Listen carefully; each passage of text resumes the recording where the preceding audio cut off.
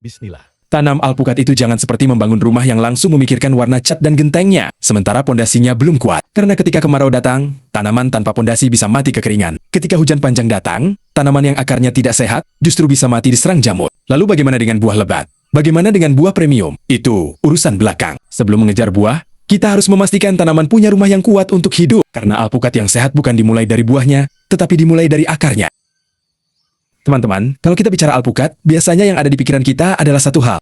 Bagaimana supaya cepat berbuah? Bagaimana supaya buahnya lebat? Bagaimana supaya buahnya besar? Bagaimana supaya kualitasnya premium? Semua itu memang penting, tetapi ada satu pertanyaan yang sering terlupakan. Tanaman itu sendiri sudah siap belum untuk menghasilkan sebanyak yang kita inginkan? Ini seperti manusia. Kita ingin seseorang bekerja keras, menghasilkan banyak uang, membangun rumah, membeli kendaraan. Tetapi kalau tubuhnya tidak sehat, apakah bisa dipaksa terus bekerja? Tidak. Begitu juga tanaman alpukat. Kita sering melihat bagian atasnya, daunnya, cabangnya, bunganya, buahnya.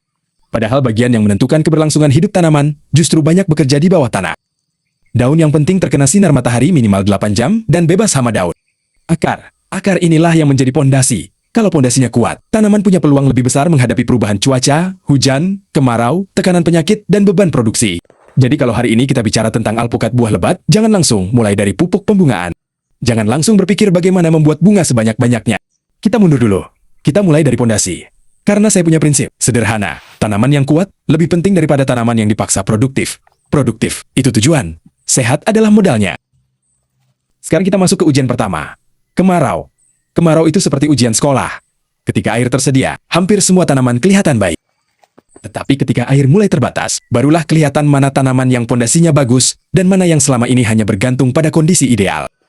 Tanaman alpukat membutuhkan air, tetapi bukan berarti akar harus selalu tergenang. Ini yang sering salah dipahami. Ada air bukan berarti harus becek. Tidak ada air juga bukan berarti tanah harus kering kerontang. Yang kita cari adalah keseimbangan. Akar membutuhkan air, tetapi akar juga membutuhkan oksigen. Karena itu, pengelolaan air harus dipikirkan sejak awal. Ketika kemarau panjang, kita jangan baru panik mencari sumber air.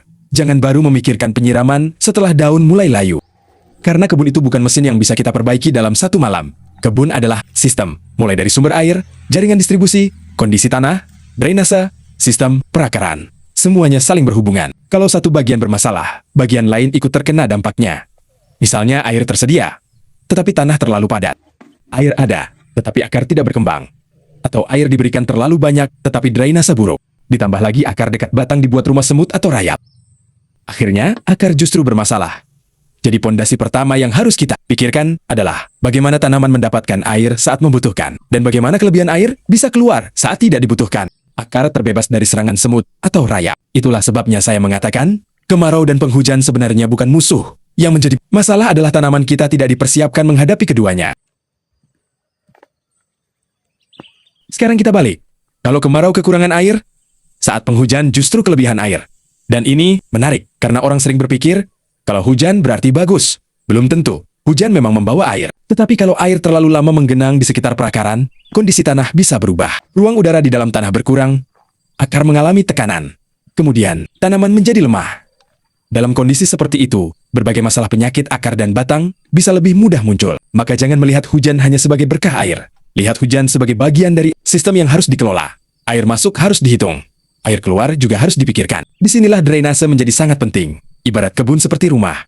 Kalau rumah tidak punya saluran pembuangan, ketika hujan besar datang air akan berkumpul di dalam rumah. Kebun juga begitu. Kalau tidak ada jalan keluar untuk kelebihan air, bagian yang paling menderita adalah akar. Karena itu, sebelum memikirkan buah lebat, kita harus bertanya, kalau hujan deras turun beberapa hari, airnya pergi kemana? Pertanyaan sederhana, tetapi jawabannya bisa menentukan umur tanaman kita. Ada satu hal yang menarik dari tanaman, pabrik terbesar justru tidak kelihatan. Kita melihat daun, kita melihat bunga, kita melihat bunga. Tetapi, di bawah tanah, ada sistem perakaran yang bekerja tanpa kita lihat. Akar mengambil air, akar mengambil unsur hara. Akar menopang, tanaman dan akar menjadi salah satu bagian penting dalam menentukan kemampuan tanaman bertahan. Jadi kalau akar bermasalah, jangan berharap bagian atas bisa terus sempurna. Daun boleh kita kasih nutrisi. Bunga boleh kita rangsang. Buah boleh kita rawat. Tetapi kalau akar tidak mampu mendukung, semuanya menjadi berat. Ini seperti kita punya mobil bagus, tetapi pompa bahan bakarnya bermasalah. Mobilnya ada, mesinnya ada, tetapi suplai tidak lancar. Begitu juga tanaman, karena itu saya lebih suka membangun tanaman secara bertahap. Pertama, akar sehat. Kedua, batang sehat. Ketiga, tajuk seimbang.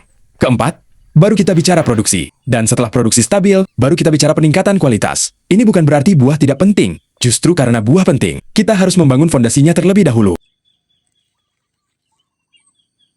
Sekarang kita masuk ke istilah yang paling menggoda petani.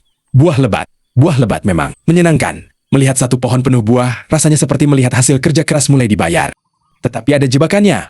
Pohon yang berbuah banyak belum tentu sedang dalam kondisi ideal. Kalau kemampuan tanaman tidak seimbang dengan beban buah, tanaman bisa mengalami tekanan. Ibarat manusia, hari ini kita angkat beban 10 kg mungkin kuat. Tetapi kalau langsung disuruh mengangkat 100 kg tanpa persiapan, masalah bisa muncul. Tanaman juga begitu. Produksi harus mengikuti kemampuan tanaman. Maka jangan hanya bertanya, berapa banyak buahnya? Tanyakan juga, bagaimana kondisi daunnya, bagaimana pertumbuhannya, bagaimana kondisi batangnya, bagaimana sistem perakarannya, bagaimana keseimbangan airnya. Karena target kita bukan sekadar buah banyak hari ini. Target kita adalah tanaman produktif dan tetap sehat. Setelah panen selesai, itu yang jauh lebih penting.